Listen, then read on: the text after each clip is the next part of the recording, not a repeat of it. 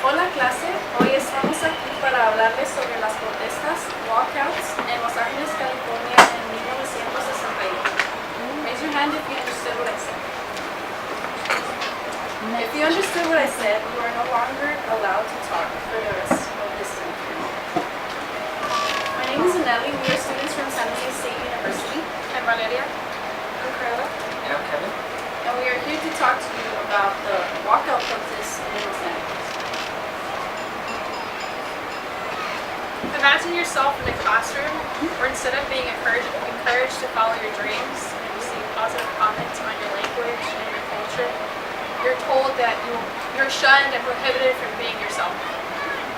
This is how many Chicanos back in the 1960s were treated. They had to go out and walk out and protest in order to get their voices heard, in order to speak out against this maltreatment. So if you don't know what Chicanos are, then Chicanos are basically Mexican Americans, but they're known as Chicanos back in the 1960s, 1970s. So today we're here to talk to you about, like, number one, what are protests and how do they work, and the second one is how did these students use protests to get their point across.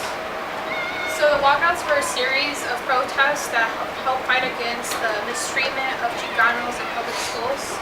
The protests were organized by students who felt like they weren't getting a quality education, and thousands of students were involved in this protest from 5 different high schools. And these were high schools where most of the students were Mexican, and half of the students of these high schools didn't have graduated from high school. And so I'm going to play you a video that kind of gives you an idea of what the students went through in high school during the 1960s.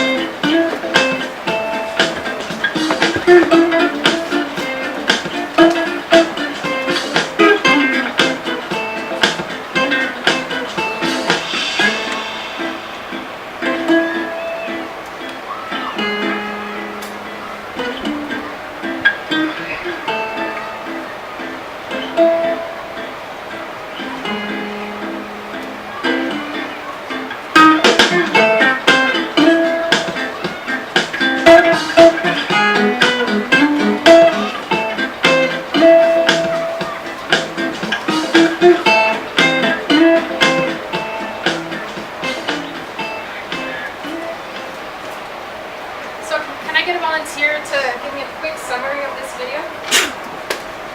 Never mind. Yes. That the schools are fair and they didn't let people who speak Spanish use or speak Spanish in school. Anyone else? Can you repeat that real quick so the rest of the class can you speak up just a little bit? The people who could speak Spanish cannot use the bathroom or speak Spanish in their class. Anyone else? Yeah, so these students weren't allowed to use the restroom during lunch, and if they spoke Spanish with their classmates during class, they would sometimes get hit with a ruler by their teacher, or they'd get sent to their principal's office. And So, you guys learn history in this class? Social studies in the other class. In the other class, but have you guys taken history at all? Yeah. And how many of you have opened a book and learned about Mexican history? Mexican history? Okay. Well, back in the 1960s, especially during those times, Mexican Americans were not a part of the history books. There was no talk about how they were involved in war, or if they were a part of the Vietnam War, or the World War II, or anything. Latinos were not in the history books during that time.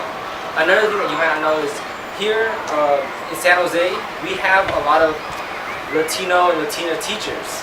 But back then, those teachers weren't there to teach their history.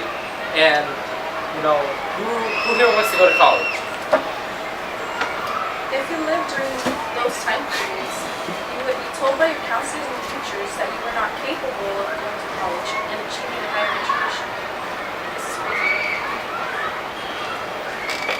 As you guys can see on the door, you guys have a lot of like posters of like college, and you guys are encouraged to go to college because that's what gives you a better life in the future, and you can get a better job where you don't have to work as hard. But back then, all they were told was, oh no, college? What? Funny, right? You can't go to college. And they were encouraged to work in factories and like hard labor, which is awesome. And you guys have a great opportunity because your teachers are encouraging you to go to college. You're learning here in this classroom to go to college. These students, they basically took advantage of what their parents didn't have the opportunity to have, which is why they made this protest, to bring a change in their education. That way they could use the bathroom during class or during lunch, and that way they could be a doctor if that's what they wanted to be. And so they use these, like there's many ways to protest, and the way that these kids gave an example of how to make a peaceful protest. So to summarize, I'm gonna need 3 volunteers, but I will ask the question. So so what were the 3 ways that they were mistreated? So let me get your name. Michelle, Michelle, so what was one way that they were mistreated? they couldn't use the bathroom. Okay, they couldn't use the bathroom. Can I get your name in the back of the white shirt? Diego, Okay. they couldn't speak Spanish. They couldn't speak Spanish. And your name? Oh no.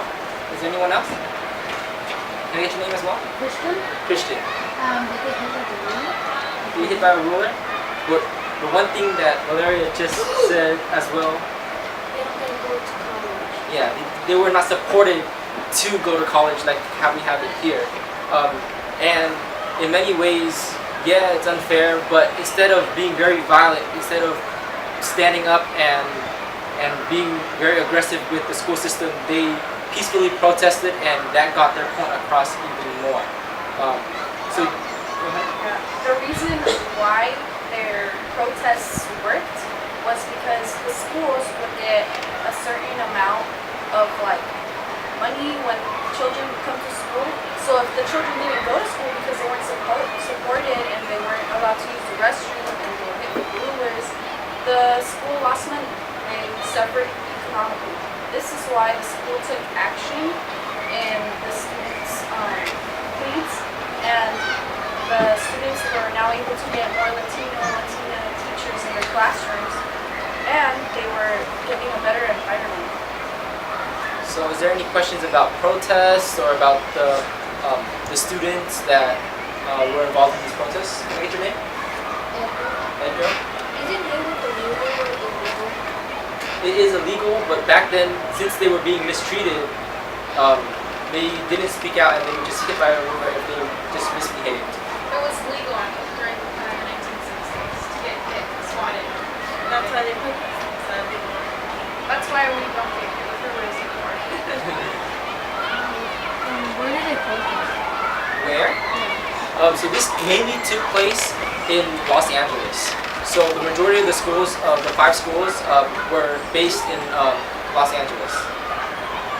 One of the high schools where they started the protest was Garfield High School in Los Angeles, and Theater Roosevelt. Mainly the walkouts took place in Los Angeles, but there was also some walkouts in Phoenix and other places around the U.S.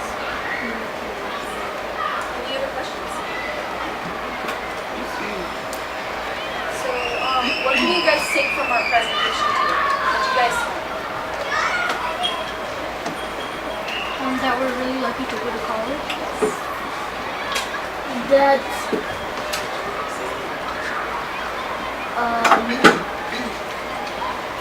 I keep forgetting. we'll come back to you. Come back to Yeah, you. thanks. So we just pick up first.